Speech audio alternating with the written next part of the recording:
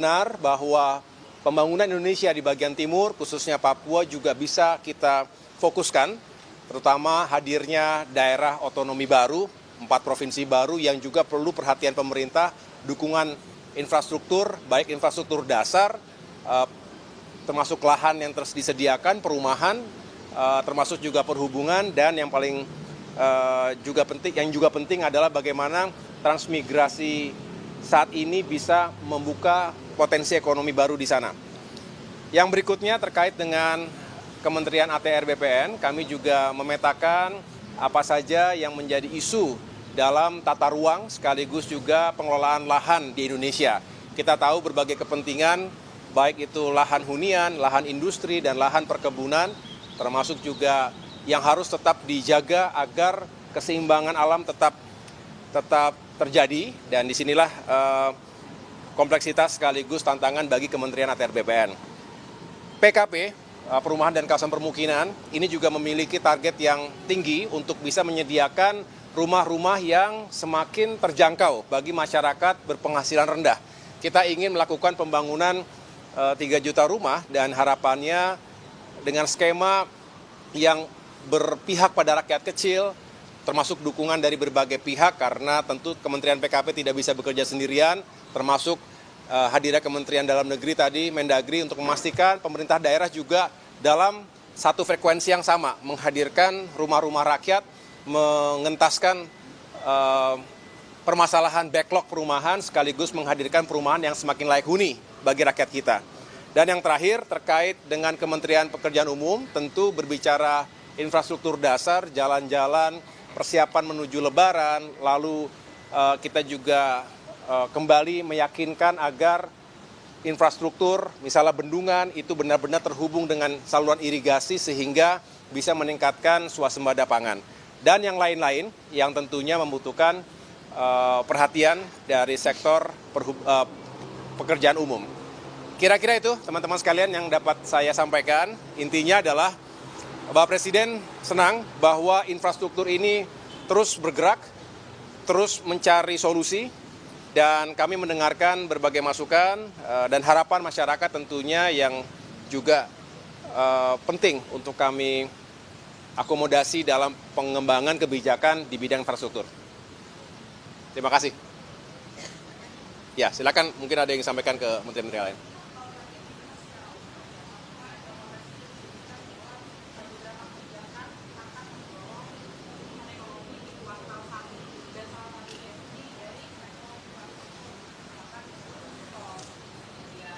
Apa? Oh.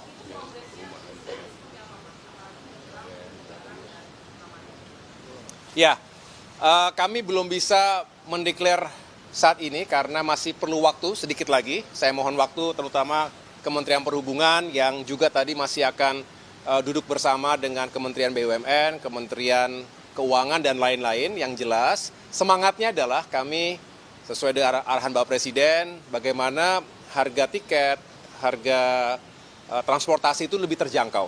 Dan di sini kita menunjukkan bahwa pemerintah berpihak pada masyarakat di saat yang memang sangat dibutuhkan. Kita ingin juga menghadirkan kebijakan-kebijakan seperti tadi. Nah, Nataru yang lalu juga sebagai bentuk bahwa walaupun dalam masa pemerintahan yang baru beberapa minggu saja, tapi kami berupaya yang terbaik. Oleh karena itu, kami sedang merumuskan, menuntaskan segala koordinasi karena semua harus dihitung dengan tepat, dengan cermat, dan pada saatnya akan kami umumkan kepada masyarakat. Kenapa? Segera. Mudah-mudahan dalam waktu dekat ini, ya, saya sampaikan tadi memang kita butuh waktu, jangan terlalu mepet karena biasanya masyarakat juga sudah mulai mencari tiket itu jauh-jauh hari, 1 bulan paling tidak sebelum tanggal Lebaran. Jadi insya Allah dalam waktu dekat ini kami akan umumkan.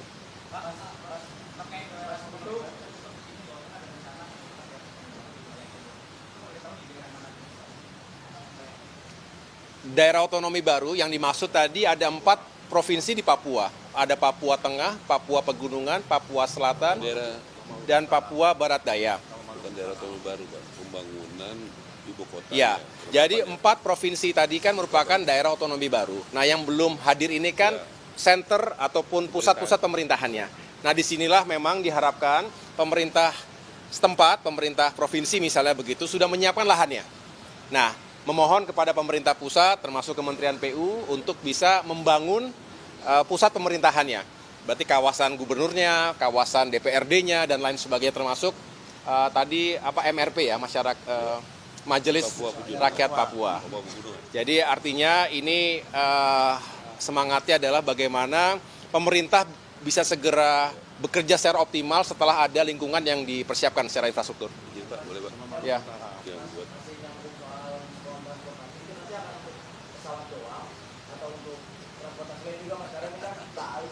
kita rumuskan kita rumuskan itu kan. Saya tempat Pak. Ya, Bapak. Sedang kita remuskan. Jadi memang selalu berbicara semangatnya dulu, tapi juga kita harus hitung dengan cermat. Tetapi sekali lagi semangatnya adalah bagaimana transportasi ini semakin terjangkau, khususnya di dalam masa 2 minggu sebelum dan sesudah Lebaran. Disinilah sedang kita hitung juga, termasuk tadi selain itu kita membicarakan bagaimana menyusun strategi untuk mengurai kemacetan. Misalnya kita tahu bahwa Lebaran kali ini back to back dengan nyepi, artinya ada blok waktu di minggu tersebut yang harus kita perhatikan.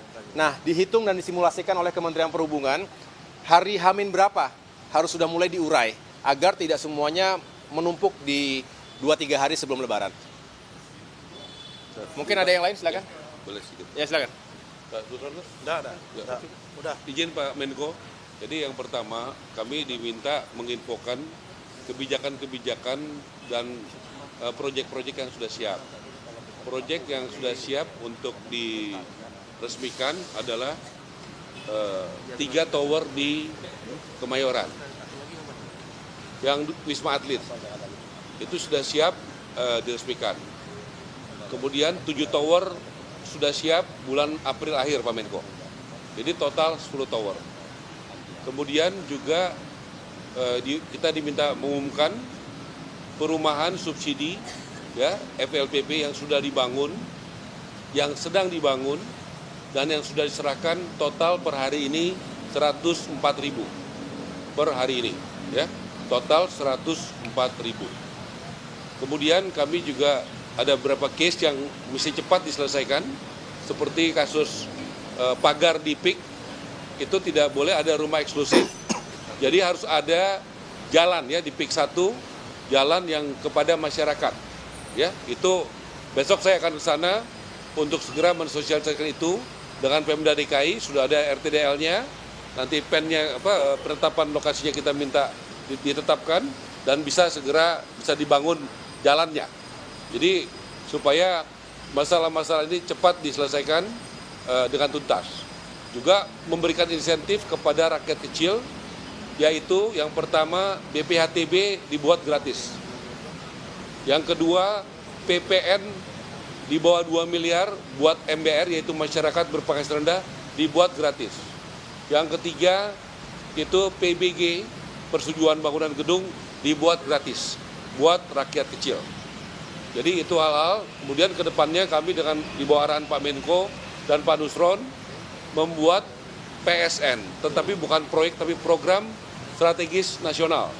Di sekitar 30 titik di Indonesia, tanahnya sudah kami terima dari beberapa waktu lalu dari Pak Nusron, yang ideal 7.700 hektar lebih, nanti akan bertambah. Nanti di bawah itu lintas Menko dengan Pak Menko Pak Erlangga, karena itu PSN adanya di Pak Erlangga. Saya rasa itu demikian. Terima kasih. Baik, cukup.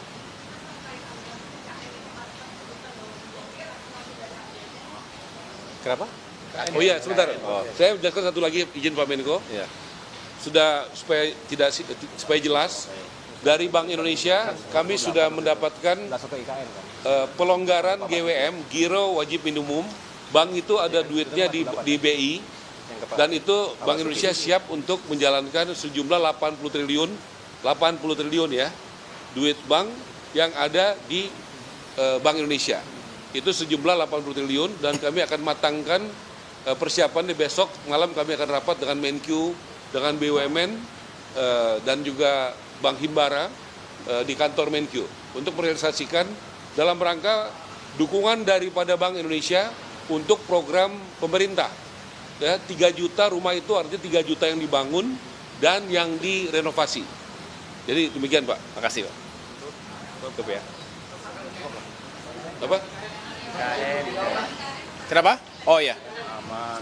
Iya, jadi begini, terakhir saya mengikuti ratas terkait IKN, hadir pula Kepala OIKN, Bapak Basuki, dan telah dipaparkan oleh beliau kepada Bapak Presiden, yang intinya Bapak Presiden telah menyetujui anggaran untuk kelanjutan pembangunan OIKN atau kawasan IKN yang fokus pada pembangunan kawasan legislatif, berarti bicara MPR, DRI, dan juga kawasan judikatif. Ada MA, ada MK, ada KY, Komisi Yudisial. Itu dipersiapkan sekitar 48,8 triliun rupiah.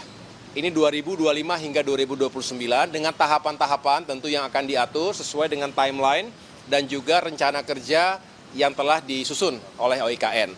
Jadi di situ posisinya kami tentu akan juga turut mengkoordinasikan karena OIKN juga menjadi salah satu wilayah koordinasi kami. Dan dengan demikian harapannya 1, 2, 3 tahun ke depan ini akan terjadi pembangunan, ada kelanjutan pembangunan dan progres yang bisa kita ikuti bersama. Kenapa?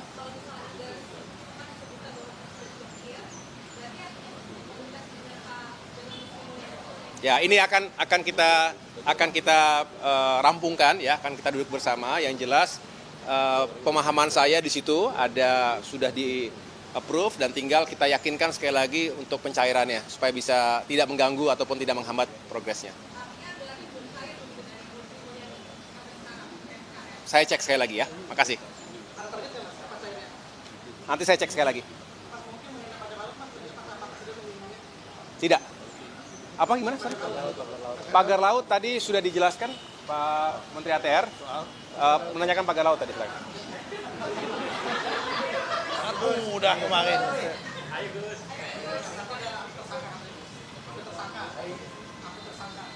Oh, belum ada.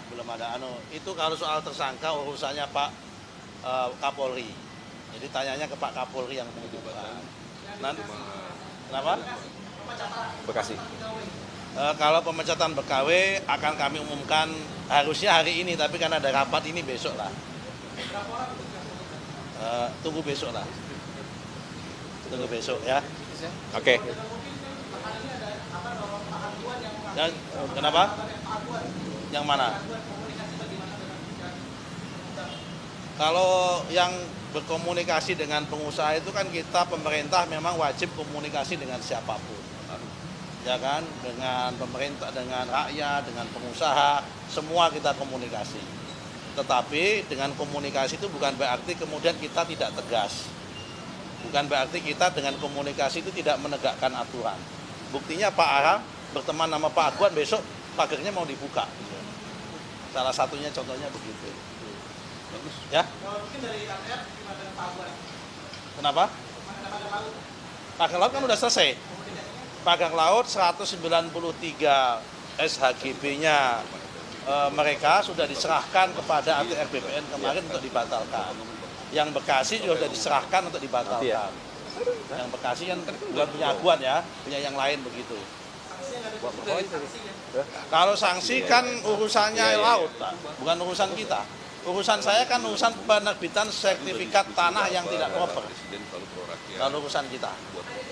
Buat Natalan tahun baru diturunkan harga, diturunkan. Begini, kalau denda masalah pagar laut yang menentukan denda itu kan masalah denda tata ruang penggunaan laut yang nggak sesuai. Itu wilayahnya ada di Kementerian Kelautan.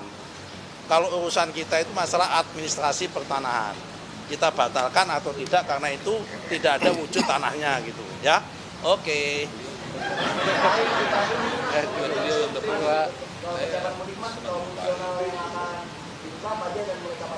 Tol fungsional. Oh, di mana tol? Oh, tol fungsional ya, Solo Jogja mungkin. Tol fungsional seperti kemarin ada sekitar tambahannya mungkin sekitar tambahan 58 km. Ada beberapa tol yang kita kebut penyelesaiannya kayak di Palembang dan Di Jogja itu dari ruas Prambanan sampai dekat-dekat bandara itu sekitar 6 kiloan lah. Kita sedang kerbut supaya bisa difungsionalkan juga supaya mengurai kemacetan pada saat ada arus mudik. Harapannya sih sebelum H-10 sudah kita buka ya. Harapannya. Nanti yang tambahan itu sampai kemarin saya ke sana itu masih berproses mereka. Kira-kira gitu ya. Pak Detik, sedikit Pak soal diskon tarif Pak, apakah sudah ada pembicaraan dengan badan usaha gitu Pak? Mengingat waktu lalu kan sempat ada alot ya Pak pembicaraan dengan badan usaha. Kalau mungkin di bulan Ramadan ini dan apakah udah ada angkanya untuk berapa diskonnya?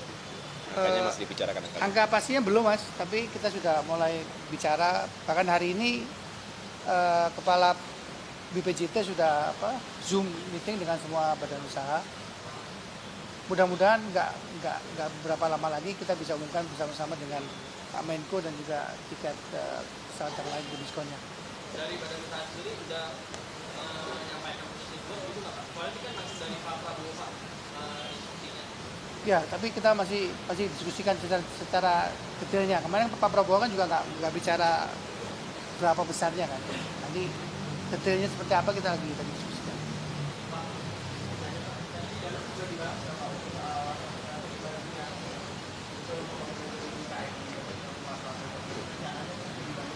Enggak, saya tidak dibahas itu. Cukup ya teman-teman ya. Makasih. Hah? Nanti waktu lah.